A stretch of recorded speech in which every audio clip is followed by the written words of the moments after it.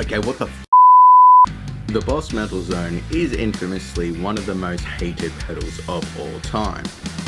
But then again, so is the DS1. So I love the DS1, so I kind of approached the Metalzone with the same way I was approaching the DS1 of, everyone hates this pedal, but I love it, it sounds great.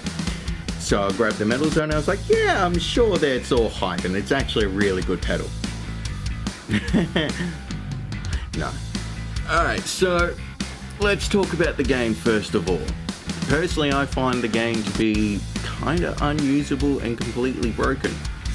At low gain settings, it's just sort of adding like fluff with a lot of fizziness on top and sort of almost burying your pick attack. It's just sort of kind of clouding everything up and adding a lot of noise that you don't really want to your guitar sound. So it doesn't work on low gain. You start to push it up into mid gain and it starts to improve.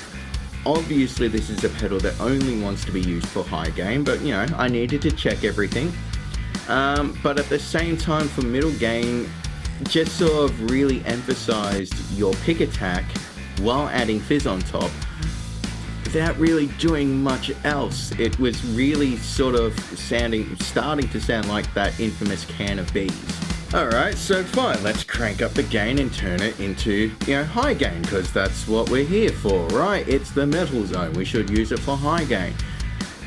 And I hate the gain there as well.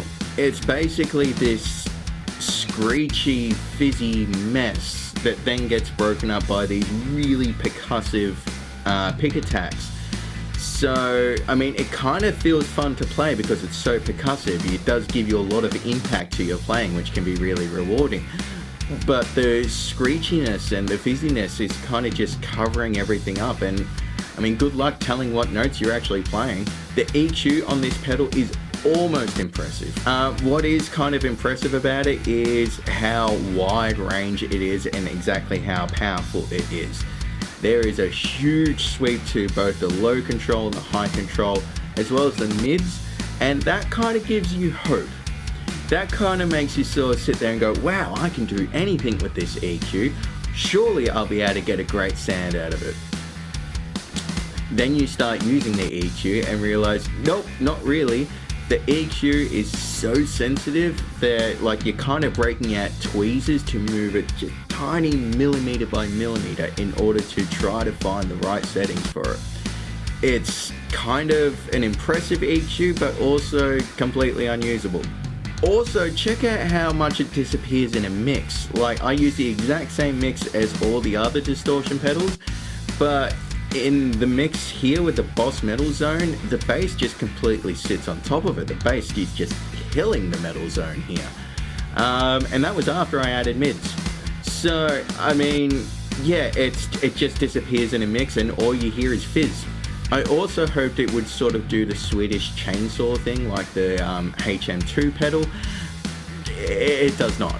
If you got this hoping you could do the HM2 thing and get those sort of like at the gate sounds, which I think actually had a Metalzone buried in there somewhere, but yeah, if you're trying to get sort of like the Swedish death metal thing going with HM2, the Metalzone's not going to cut it.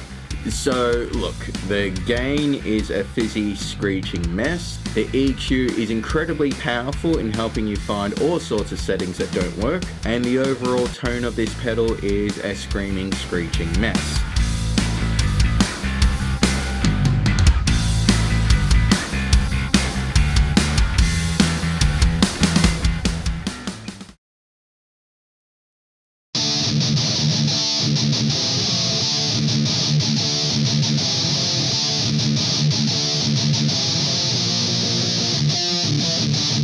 Not the beast! Not the beast! Ah!